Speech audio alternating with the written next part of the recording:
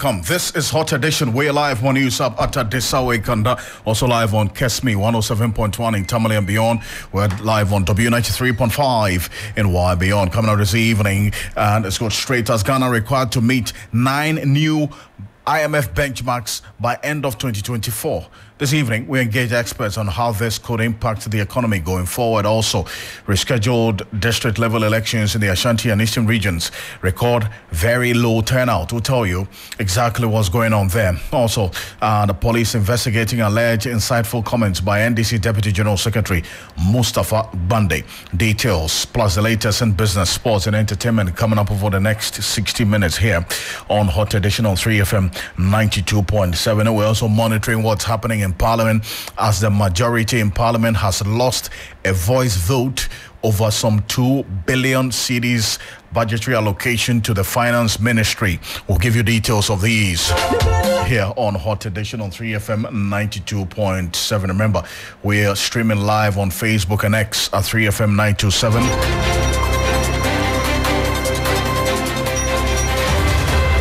Also listen to us on Kesmi 107.1 in Tamale and W93.5 in Wa and beyond. I am Alfred Ocansey. Let's get into the details now. As Ghana is required to meet 9 new International Monetary Fund benchmarks by the end of 2024. They include reducing inflation to a single digit and effectively implementing the Ghana Integrated Financial Management System, that's GIFMIT. Ghana is currently under a 3-year IMF economic recovery program, during which period the country will receive some $3 billion. Ghana received some $600 million as a first tranche payment in May. Now, the second tranche, which was expected to be disbursed in November, has delayed. Officials say there are some new conditions that ought to be met by the end of next year. There's more in this following report. Ghana's nearly $1 billion balance of payment deficit, primarily attributed to global factors, is being addressed through an IMF program. The IMF is advocating for Ghana to implement measures that foster fiscal discipline and build trust in revenue management. Director of the Finance Ministry, Eva Mentz, stated that the government is actively working to achieve its targets.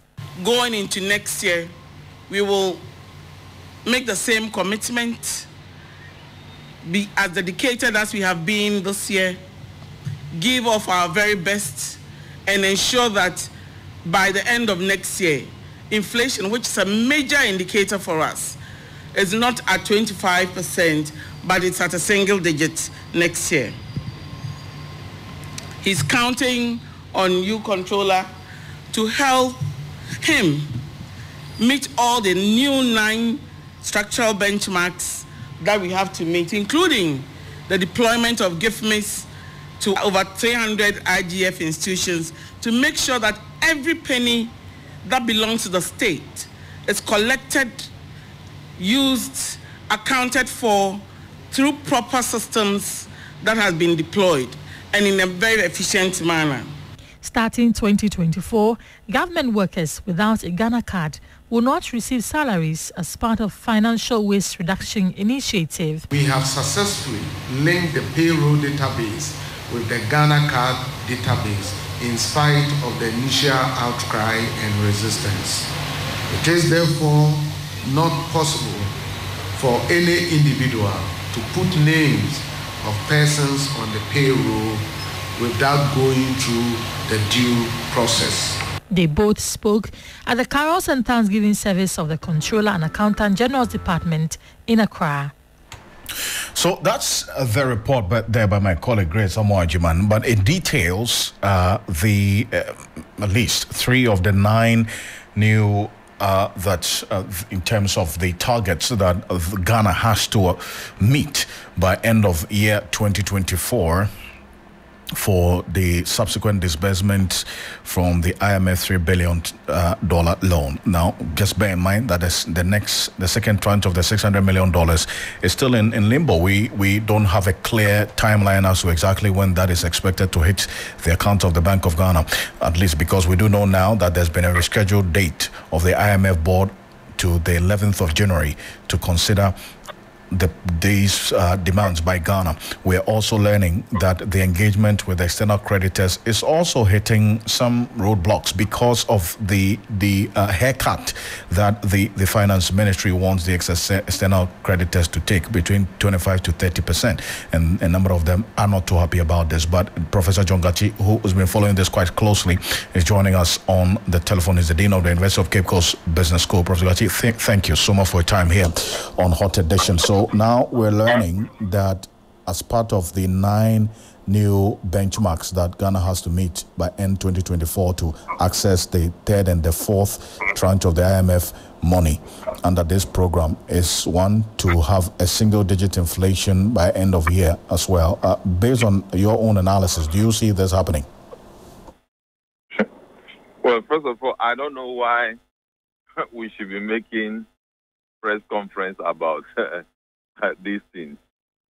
All we want is that we know that we are in need of money and policy direction. We go to IMF. IMF will give us the money and the policy direction. Where we are now, the IMF second tranche is not coming. And then we go to organize press conference to say we have 9 benchmarks to meet, including single-digit inflation in 2024, and then deployment of GIFMIs to ensure prudent spending. I think we are just making a lot of publicity about things that are not necessary.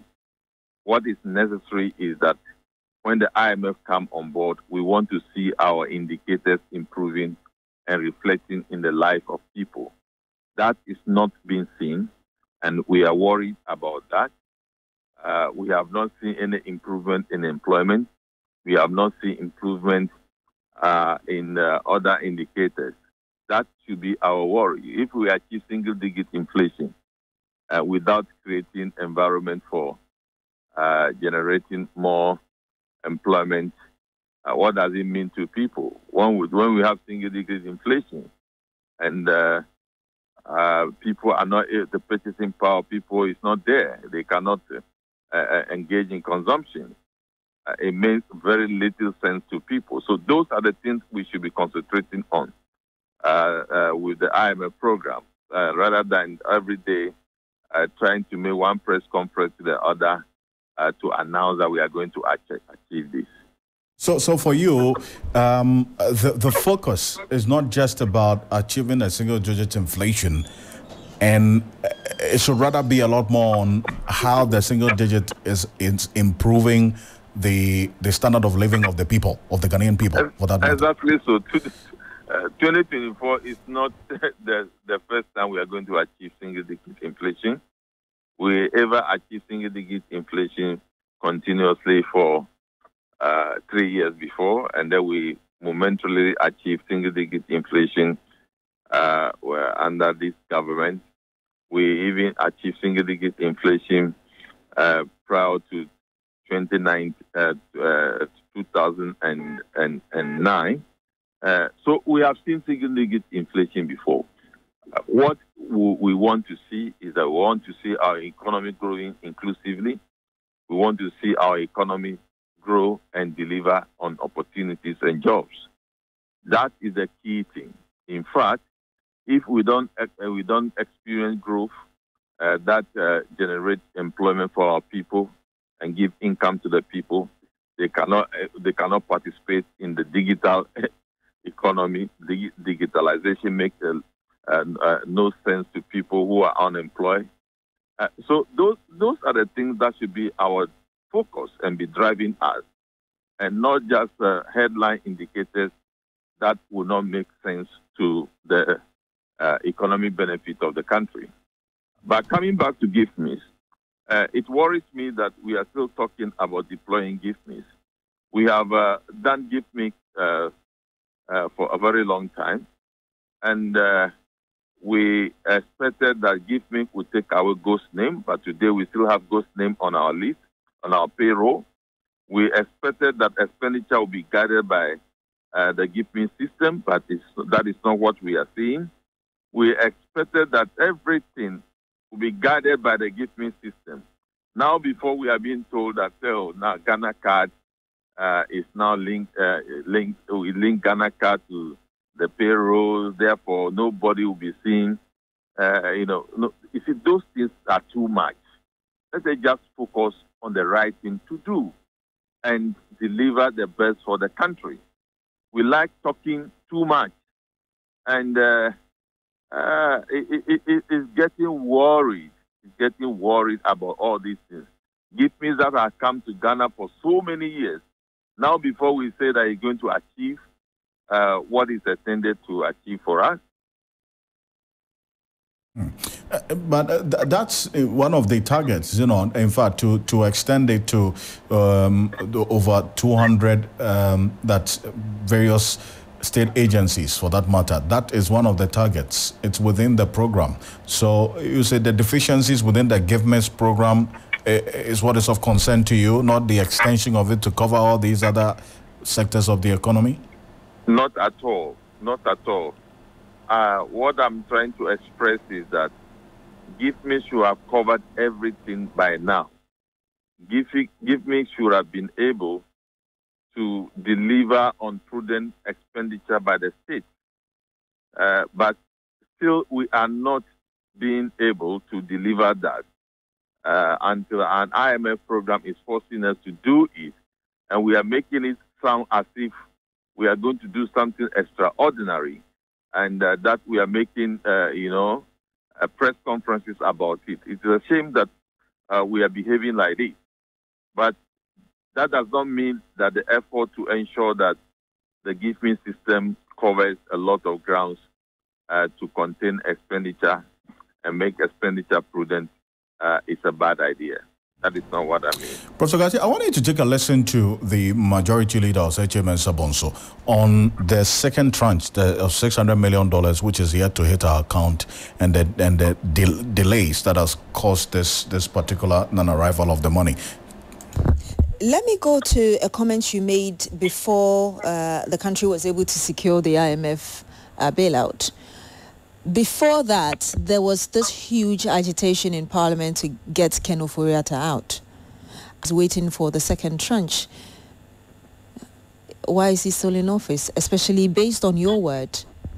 Well, I was speaking to my caucus that, and they were saying that they were ferrying concerns from their constituencies in respect of the finance minister. So my appeal to my caucus members was, please apply brakes, because we are midstream. We may be carried away by the tide if we remain midstream. So let's at least get to the banks of the river. So I was telling them that, please, let's hold it down for the time being until we did this. But remember, you would agree with me that a lot of water has passed under the bridge. And it was about where we were, post-COVID, and then the introduction of this Russian-Ukraine war that was starting, and the pangs that the economy was having from these things, external shocks. So we have gotten somewhere, and I'm saying a lot of water has passed under the bridge. My own injection into the discourse was to cause a slowdown of it until these things. If after the event, don't forget I don't represent myself, I represent the caucus. If after the event the caucus was still sufficiently agitated and said, no way, we have done this, go away and so on, it would have been my position to lead. But after the event, fortunately for the government, things started sliding down, especially with securing the first tranche, and immediately thereafter, they launching into the continuation of a discourse, which is to lead to what is before us now. So if you ask me, a lot of water has passed under the bridge. So at this stage, there's no need for you to ask for the exiting of the finance minister? don't personalize it. As I said, I was leading a caucus. At this stage, you don't see the necessity for it, personally? I leave it to the caucus. So that's the Oseche Mensah-Bonsu saying that indeed it is left to the caucus to decide on what next to do with this. Ken Ofori-Atta must go. But you make the point that if there has to be confidence in, especially on the part of the external creditors, because of the haircuts they are being made to take, the leadership that is leading this DDAP, the external debt program, may not be the ones who would get the confidence of the external creditors. Hello, Prof. Yeah, I didn't get a question. So I was saying that earlier when this call for the finance minister to be sacked because of all what had happened, Oseche Mensah-Bonsu is making the point that a lot has happened over the period. But then when it comes to the confidence of the external creditors for our instrument, the next time we go to them, especially at the time when they are being asked to take 20 to 30% haircut, will the same leadership, as in the same finance minister, be able to get the confidence of the external creditors at the time when they are being asked to take this haircut, if we have to go back to them?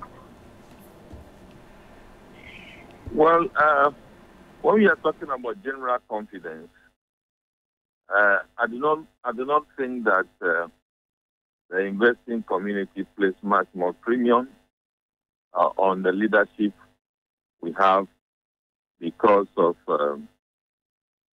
the development that we have experienced from the fiscal management, from the Bank of Ghana, from the general finances of the economy, the management of debt. That confidence is not there. But I'm not sure the difficulty we are facing is just because of the finance minister. It's just because of the package we are proposing to them. Unless you want to say that another person in the MPP would have proposed, let's say, 10% haircut, and if that person were to be there, they would have actually get an agreement. The proposal is just not comfortable to the external creditors, and therefore they are opposing it. If they do agree to today or tomorrow, fine enough.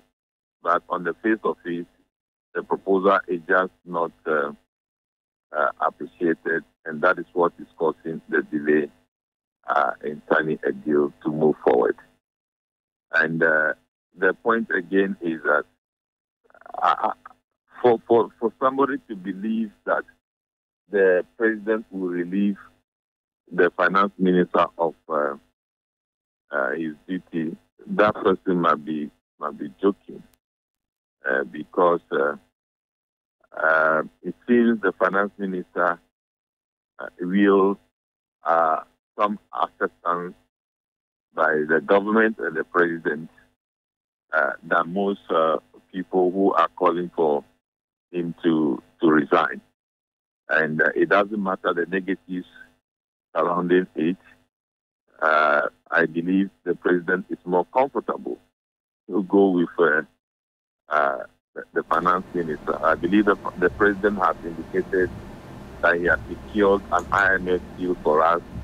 For him, that is a huge achievement that should be celebrated. So for you to think that the finance minister will go today or tomorrow, I think that you must be joking, unless maybe he decided, I don't want to be there again.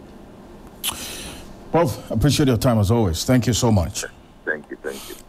Professor John Gachi is the Dean of the Cape Coast Business School. But while we are at it, the Ghana Revenue Authority has notified ride-hailing vehicle owners of a new tax policy known as the Vehicle Value Income Tax, which will take effect from January 1.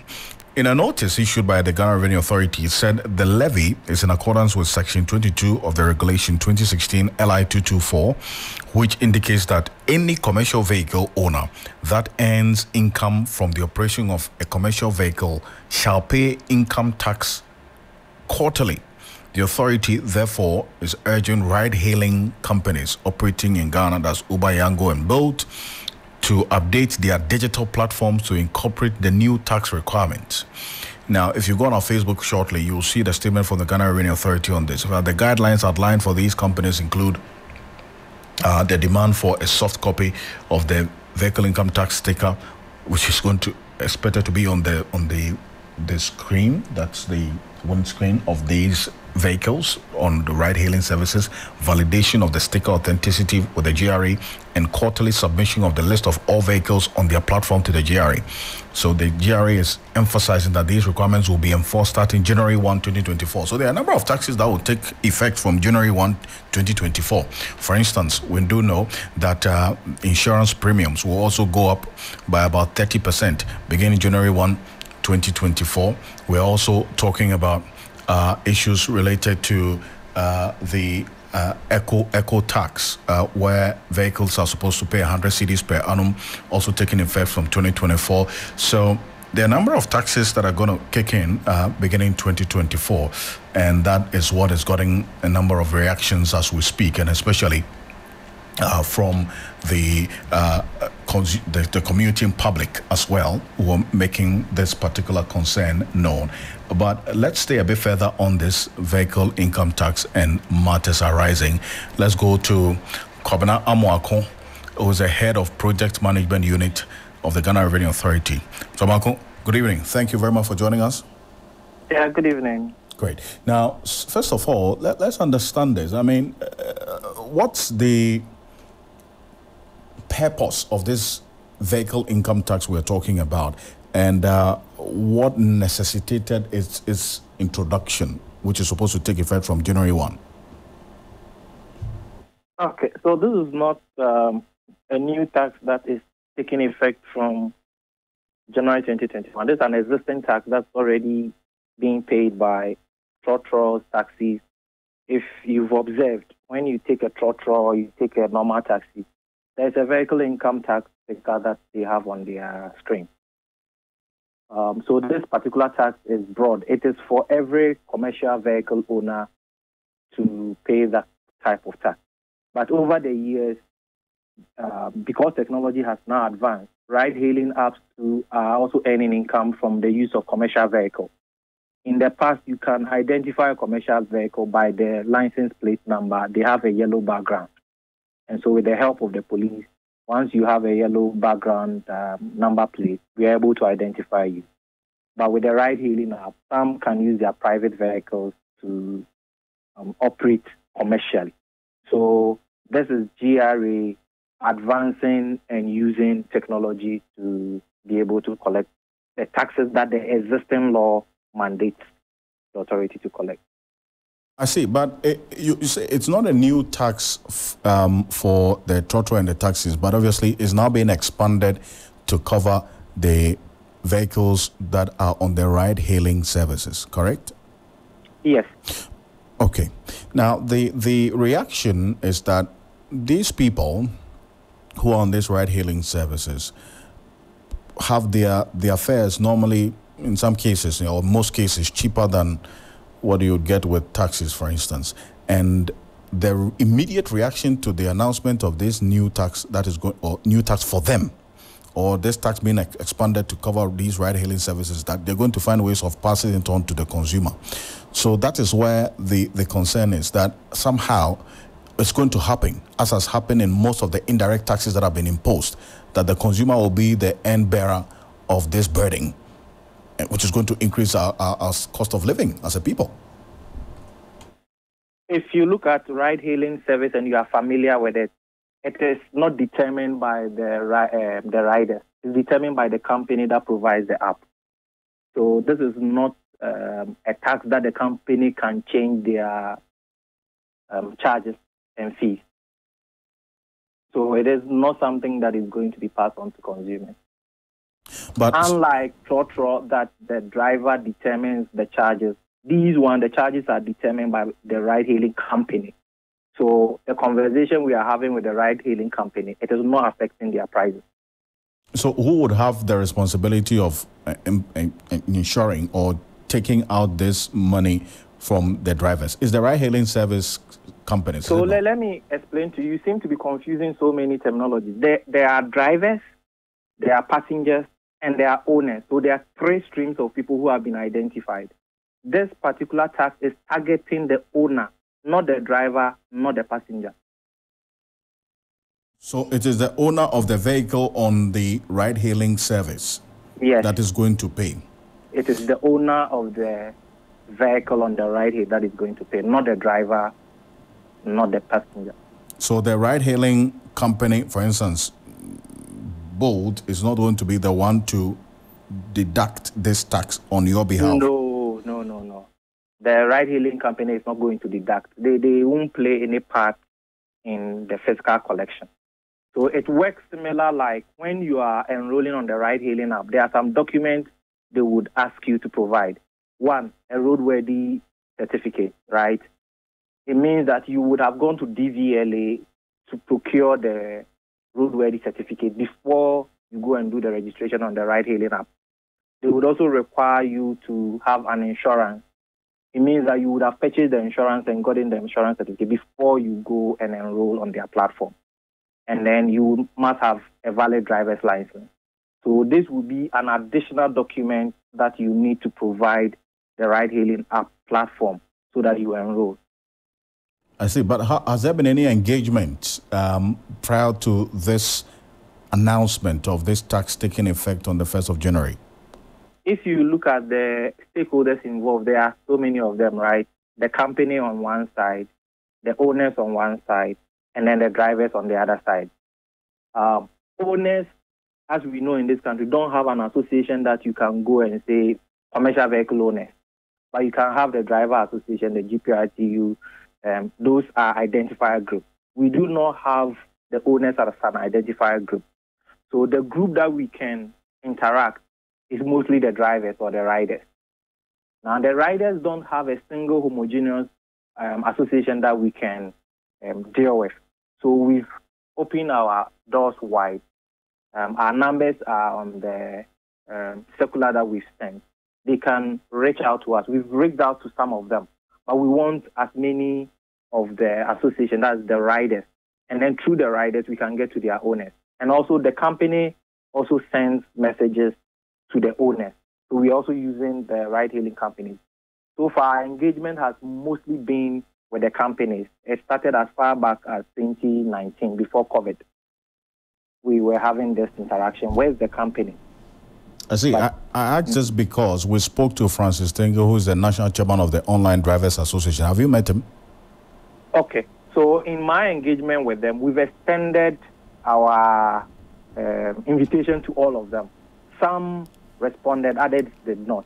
So I can use this your forum that after this call, you could give my contact to them. They can contact me. The doors of GRA is still open. We haven't closed it. We are still engaging. Well, this is what he said when we spoke to him. Take a listen. This is coming to us as a surprise. So the truth being told is that we are already paying so much taxes. We are already paying 21.9 VAT tax on our commissions, which the Ghana Revenue Authority implemented from 1st July 2023. As we speak now, there is no any LI that is being officially regulating us to make out of commercial vehicles. We are not commercial vehicles as we speak now. We are just part-time drivers. And so the benefit and support we are getting it. And so we can't support this policy. As we speak now, every driver is paying 1 Ghana cedis per booking fee. We are paying a 25% and 20% fee. We have done demonstrations several times, but nobody is listening. As we speak now, there was no collaboration, there was no consultation, there was no meeting whatsoever. We don't even know how much we are paying. We don't even know how much we are paying. Francis. They say it is the cowardice, but it's not a cowardice. This the VAT vehicle income tax will be pushed to the drivers in the long run. So that's your concern. Yes. So as I've already reiterated, our doors are still open. We could engage with them, but clearly there's a misunderstanding. They are not the target. The target is the owner. And how I have enumerated to you, it is not the ride-hailing company that will collect it. As I've enumerated the procedure to you, that is how it's going to be done. Well, they may not be the target, but the incidence of this tax would impact on them somehow, because if the owners are supposed to pay and the owners say, for instance, that, you know what, I was paying you maybe 1,000 Ghana cedis a month, because of this tax that is taking so much from me, I am not able to get so much money to pay you, then it would eventually affect how much the owners pay the drivers. That's where their concern is. So that goes with every other tax that we collect for the nation, right?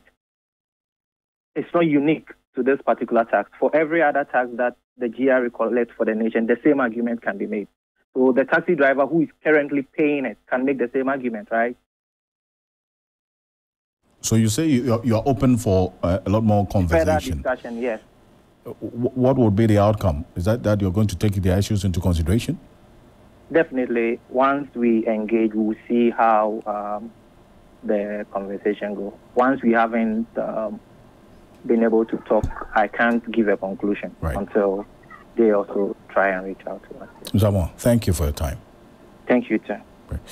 So the head of compliance of the Ghana Revenue Authority giving us details and reactions to the specific concerns of the ride-hailing services to this new tax. Some questions that have come in earlier, as I put to him, have been answered. But they say they are open, as the Ghana Revenue Authority says, they are open for further engagement on this particular decision to expand the vehicle income tax now to cover ride-hailing services. The owners of these vehicles on the ride-hailing service are the one going to pay.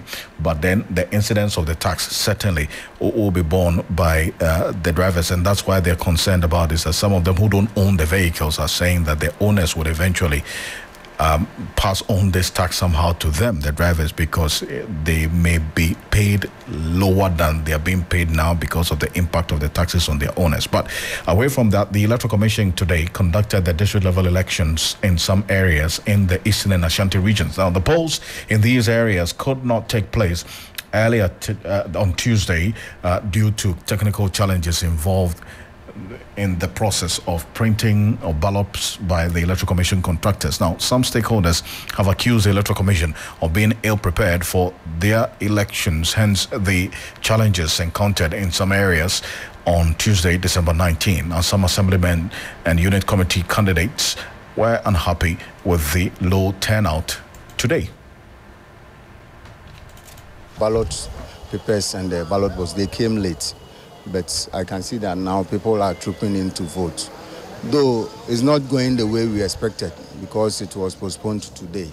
But we are hoping that by the close of the day, we'll get enough, or I know people will come and vote. I had a lot of people who came from far to come and vote. I called them today and they are saying they can't make it because some sort permission from their workplaces to come and vote. They came here, they couldn't vote. So seeking permission this time around will be very difficult. So we are hoping those who will come and vote, I'm sure if you get 10 people voting, I'm sure I'll get 7 out of the 10, and I'm sure of winning this election. Nipano, Ibimu call market. We are more the time to 7 no minimum so betting out to Nipano be by your hope for better, saying I'm bayard of Nibia every animal or Mobeba. Turnout in it is very down because as a Tuesday, by this time, the Nipa air train. Because now, any part of you said, we know a city and too much training in our almost on Betuaba.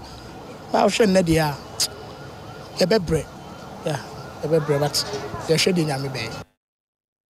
Well, so those were some of the aspirants for both the Assembly and Unit Committee elections, and my colleague Ibrahim Abubakar is in the Ashanti region for us, where over 200 electoral areas had the elections postponed from Tuesday to today. Ibrahim, how the elections, especially for the voter turnout, how did it play out today?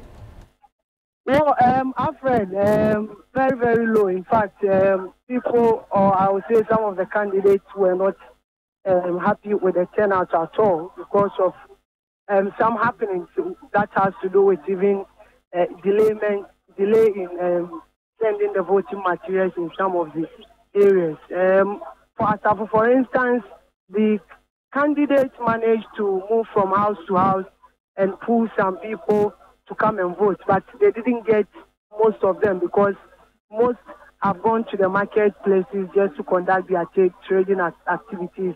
Others also have also gone to their various workplaces. In fact, because the election didn't come on Tuesday, those who were eager to vote wanted to vote this morning before they leave to their various places. So some of them came in queues. They waited 7 o'clock, the materials were not in. 7:30, the materials were not in. 8:30, then people started leaving. 9 still, the materials were not in. It was around 9:30 to 10 that the voting materials arrived and the voting also started. So those who had already left for work were reluctant to come back. So for some of the polling stations, let's say AME Zion, for instance, they were expecting around 700 people to come and cast their ballot. As at the close of ballot, around 150 had come there to cast their ballots. There are other places that recorded as low as 25 people coming there to cast their ballots. But in all, they are done and sorting and counting is underway. As I speak to you currently, I'm at Asukwa Newtown, one of the electoral areas. And Alfred, the tension here is something I can't even describe. More than a presidential election, I can see not less than 10 armed police officers, both the anti-robbery unit and the normal police unit, manning the area. I was told that minutes to the close of polls, there were some muscularly built men on motorbike, about 6 of them who came just moving around that polling center or voting center.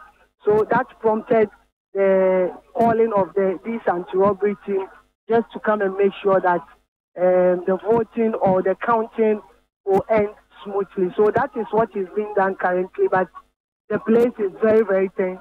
More and more people keep coming.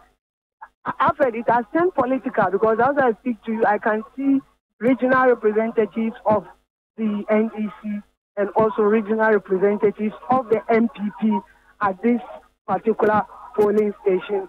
Everybody monitoring to see the outcome of the election. You know, the NDC Ashanti was even supposed to have embarked on its 24-hour economy walk today, Thursday. But when the EC postponed elections in 281 electoral areas within the Ashanti to Thursday, they also decided to postpone their work, saying they will have to monitor the elections because for them they need to prioritize the election over the work. For the work, after the election, they will find a suitable date to go on that work. So attention is building. We are just praying and hoping that the counting will be done, announcement and declaration will be made without any skirmishes here. You talk about the tension, but how about the security situation there in terms of the police presence? Well, the security is very, very tight. Like I said, I can count not less than 10 armed police personnel around. I've also seen some, so they are not just at one place. You could see that they have stationed themselves at vantage points, and they've made sure that 300 meters to where the voting or the counting is ongoing, no one is allowed access to that place, with the exception of EC officials and agents of the various candidates. So they are also very ready. I've just seen one pickup full of police personnel also coming here. In fact, people are just wondering how a district level election will generate such tension here. But we wait to see what will happen here. Ibrahim, thank you very much for this update. Appreciate you. And this is something we're keeping an eye on. Ibrahim Abubakar is Ashanti regional correspondent. And remember, in the Ashanti region, there are about 200 electoral areas that did not take part in this district level elections on Tuesday, and as a result of the rescheduling by the Electoral Commission, the elections took place today here on your Election Command Center. We're going to be monitoring as things play out, but we're still staying with the issues of elections because the Deputy General Secretary of the National Democratic Congress, NDC, Mustafa Bande, is under investigation for alleged insightful comments. Now, the police in a statement said the NDC scribe, during a radio discussion on Accra-based OKFM, made comments which seek to incite violence during the 2024 general elections. According to the police investigation into the matter, they say it is in line with the laws and democratic values of the country. It pledged to continue to work with other sister security agencies diligently and patriotically to maintain the peace and security in the country, which has made Ghana a beacon of hope on the continent and beyond. The statement assured the public that under its watch, no one will be allowed to undermine the peace, security, law and order in the country. Now, so what does the man at the center of the police investigation make of this particular development? Mustafa Gbande, unfortunately, we lost him on the telephone. We'll try to raise him back here on Hot Edition on 3FM 92.7. We're also live on Kesmi 107.1 in Tamale and beyond. Also on W 93.5 in Wa and beyond. All right, take a listen to Dr. Tony Obin, who is a former Chief Executive Officer of the Minerals Commission, also waded into the lithium debate. And as we speak, the University Teachers Association of Ghana, UTAG, has issued a statement indicating that government should consider a review of its position on the lithium deal with Bavaria BV, and Dr. Tony Obin says that call must be heeded too. What we need to do is to come to some level of conclusion, some level of agreement, and this would be how you can assure the youth and the general community that this is the way things will happen. Sometimes, if possible, even draw a scheme for them to see how this will happen and to show them how gradually it will progress. That way, I am sure the youth will be a little bit more satisfied. I remember a case where those accusations were leveled against the chiefs, and they usually say they have been given 50 million. I don't know where that amount comes from. And then one day there was an issue, then we brought in some of the youth to sit in the case, and they sat in there was no food, there was no water. But there's about you people, when you come to these meetings, that's how you are treated.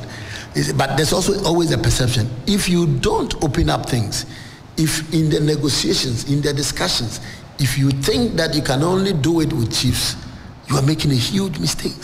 Sometimes the chiefs don't represent everybody. So allow the stakeholders, women, men, boys, girls, even, just have their samples, have their representative there. Well, before we get into business, President Akufo-Addo has refuted accusations that he has influenced investigations into corruption allegations against his appointees, citing various instances of corruption allegations involving government officials, the latest being the former Sanitation Minister, Cecilia Dapa. The president stressed that he has allowed mandated institutions to conduct impartial investigations, adding that no government in the Fourth Republic has subjected its officials to such scrutiny. No evidence or allegation has been forthcoming that the executive, i.e. myself as president, has made any attempt to influence the outcome of any of these investigations. The latest episode involving the former Minister for Sanitation and Water Resources, the Honorable Cecilia Abnadapa, is evident for all to see. I am not aware of any government in the Fourth Republic subjecting so many of its officials to such investigations and inquiries. At the same time, several officials of the previous Mahama administration, such as William Matthew Tete Tevi and Haji Salifu Mimaina Osman and Eugene Bafo Boni in the infamous $4 million United States dollar NCA scandal, have been tried and convicted of various corruption-related offenses in several others, including Dr. Stephen Opuni, the former CEO of Cocoa Board, and the Honorable Cassiel Atoforsen, the minority leader in Parliament, are standing trial as we speak. Ladies and gentlemen, after almost 10 years of implementing NACA, there is a need to understand how the action plan has contributed to reducing corruption in Ghana. and to make necessary adjustments to our policies and institutional arrangements based on the evaluation results. The evaluation is important to assess the contribution of NACAB to the fight against corruption in all spheres and to form the basis of developing our next NACAB, i.e. NACAB 2, 2025 to 2034. That's President Akufo-Addo there. Let's get into business now. And Juliana Minofo is standing by with the latest in the world of business right after this quick break. Stay with us. Get ready for the most exciting event of the year. It's the 3FM All-White Party. Join us on the 28th of December at the beautiful La Palm Royal Beach Hotel, starting at 7 p.m. Dress to impress in your finest all-white attire and be part of the ultimate celebration of the season. Live musical performances from some of the hottest artists in GH, fantastic DJs on rotation, and unforgettable moments await you at the 3FM All-White Party. Save the date and be there for an incredible night of fun and entertainment at the ultimate party this season. It's the official Christmas 3FM All-White Party on December 28th at the La Palm Royal Beach Hotel at 7 p.m. Call 0531 100 927 and 0532 200 927 for your table reservations today. Get ready to party in style at the 3FM All-White Party. 3FM, your urban lifestyle radio.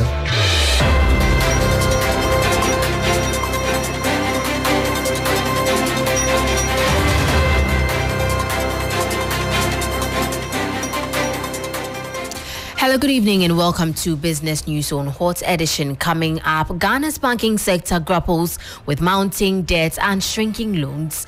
We have the details of this story and more coming up shortly.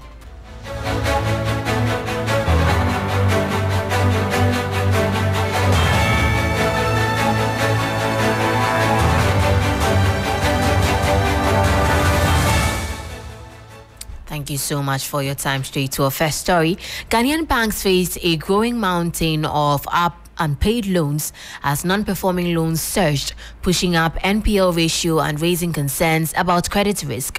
According to Bank of Ghana's November 2023 Monetary Policy Report, gross loans declined by 9.5% to 73.5 billion cedis at the end of October 2023, compared to the 57.5% growth in October 2022. The following report has more.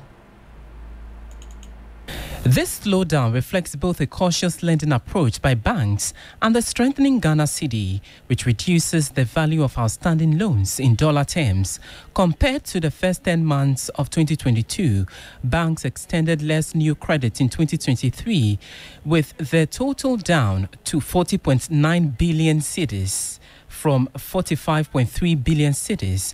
Both domestic and foreign loan segments contributed to this decline. Ghana's recent economic challenges may be prompting banks to play it safe and take a more conservative approach to risk. The ongoing domestic debt exchange program could be impacting loan repayments and making banks less willing to extend new credits. International economic turmoil and rising interest rates may also be leading to a more cautious lending environment. This slowdown in lending could have ripple effects on the wider economy. Businesses and individuals may struggle to access the credits needed to invest and borrow, potentially hindering economic activity. Rising NPLs could pose further challenges for the banking sector.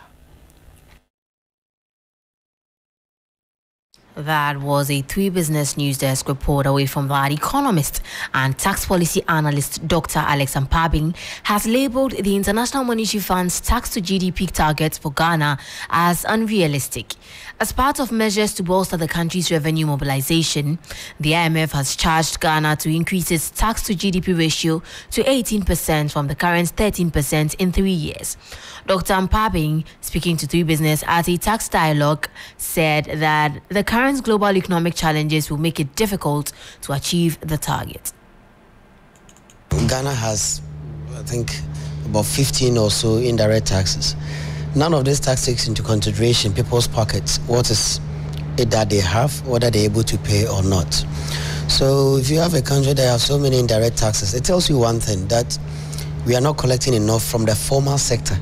If you are not collecting enough from the formal sector, then we have to compensate that with more indirect taxes, which automatically have inequality or equity considerations. And going to the IMF is even going to compound the issue, because the IMF wants us to move from about 13% tax to GDP to about 18 or so in 3 years. How realistic is this? Especially looking at the current economic situation of COVID, Russian-Ukraine impact on our economy. That was economist and policy analyst Dr. Alex Ampabing, bringing us to the end of the business segment on Hot Edition. My name is Meno Afo. Bill Ishen will soon join in with sports news. Stay tuned.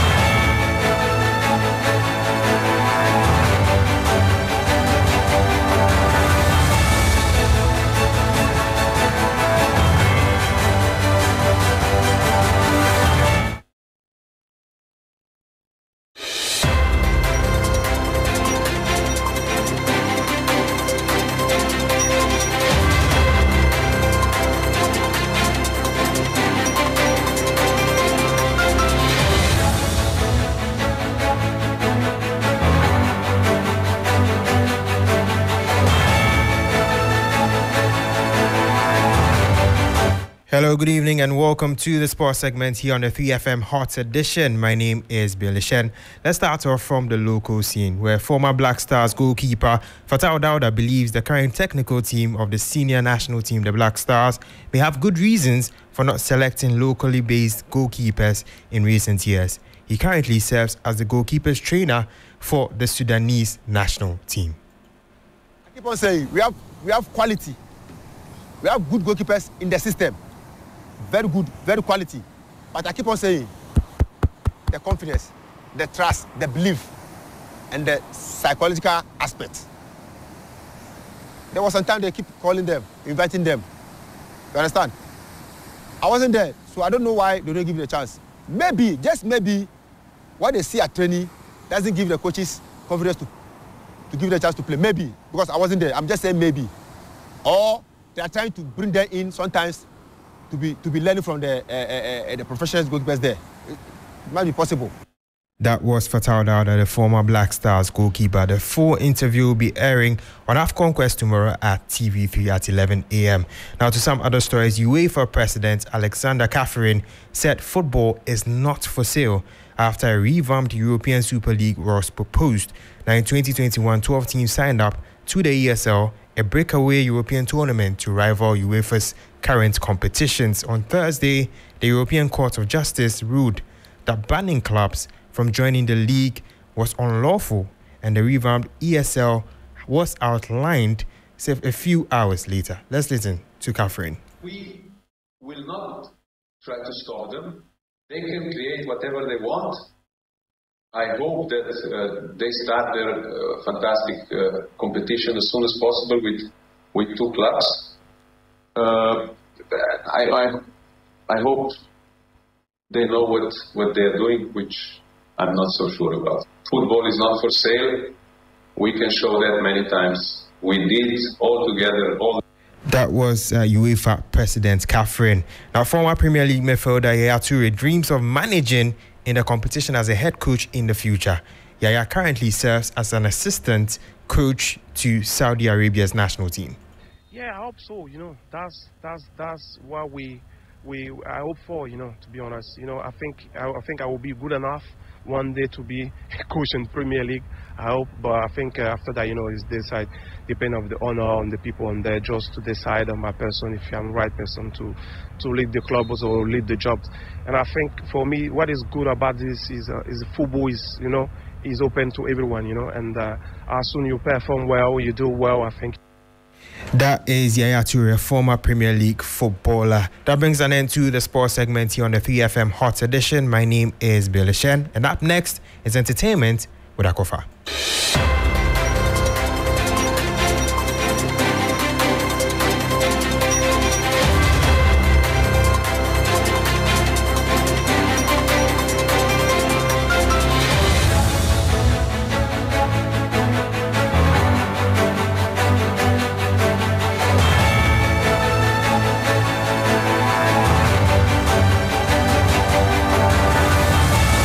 Thank you very much, Bill, for bringing us up to speed on all that's happening in the world of sports. Hello, and thank you for keeping your dial on Hot Edition on 3FM 92.7. It's now time for the entertainment news segment powered by 3 Entertainment. My name is Akofa. Ghanaian award-winning supermodel Victoria Michaels is championing a new cause with her Victoria Michaels Foundation. The EU Goodwill Ambassador and her team are seeking to unlock the potentials within women and children in some communities with a project dubbed Inspired to Inspire. We recognize the immense potential that lies within every woman and child, and we understand the pivotal role they play in the development of our community and nation. Ghanaian award-winning supermodel Victoria Michaels is championing a new cause with her Victoria Michaels Foundation. Focusing on sustainability, the EU Goodwill Ambassador and her team are seeking to unlock the potentials within women and children in some communities. The project, dubbed Inspired to Inspire, aims at empowering women and children with crucial livelihood skills such as tailoring, craft making, and entrepreneurial skills. We thought that it would be good to come and provide the women with skills training, simply because most of them are actually idle at the moment. They sit at home doing nothing, and an idle mind is the devil's workshop. So we thought that coming together, having facilitators take them through beads making would, enhance them, enhance their capacity to begin to do things on their own. Choko, a vibrant fishing community in the Greater Accra region, was Victoria's first port of call for the project. We're looking at training about 1,000 women across Ghana. This is the first one, and as you can see, it's successful so far. I'm very excited, and I know that these women, after this training, are going to be empowered.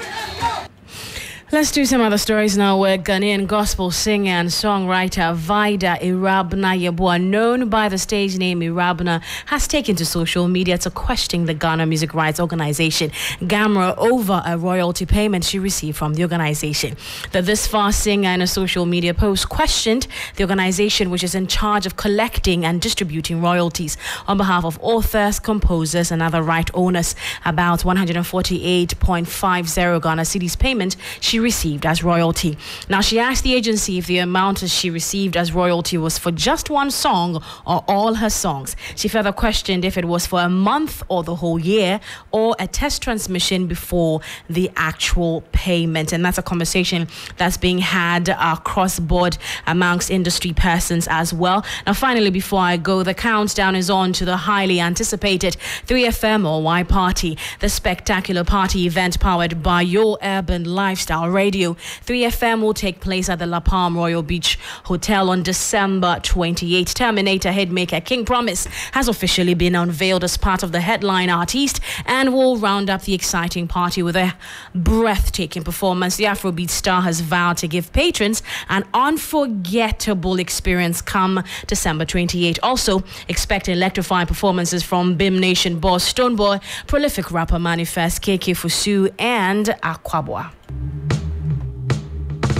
Hey party people, brace yourselves for the most electrifying event of the year. Get set, because it's the 3FM All-Y Party. Mark your calendars for the 28th of December and get your groove on at the stunning La Palm Royal Beach, kicking off at 7 p.m. Prepare for an epic night packed with non-stop fun and entertainment. We're talking about mind-blowing performances by Stoneboy, Manifest, Aquabwa, KK Fusu, King Promise, and the hottest DJs on rotation. DJ Faculty, DJ Caribbean, and DJ Filter. All this excitement for as low as 500 Ghana cedis. You get food and drinks. Gather your squad, bring a date, or fly solo and have a blast. Snag your spot, whether it's a single seat at any table or book the whole table. We've got you covered. Dial 053-110-0927 now to reserve your table or individual seat. Don't miss out on this ultimate bash. Remember, dress to kill in your slickest all-white attire and be part of the grandest celebration of the season. So get hyped, get set, and let's party in absolute style at the 3FM all-white party. Let's paint the night white with unforgettable memories. Don't miss out. 3FM all-white party sponsors Soccerbet, Imexco Ghana, Verve Duvernay, and Bushmills Whiskey. And that's how we end the entertainment news on Hot Edition, powered by 3 Entertainment. My name is Akofa. Thanks for your time. Keep your dial locked on. This is 3FM 92.7.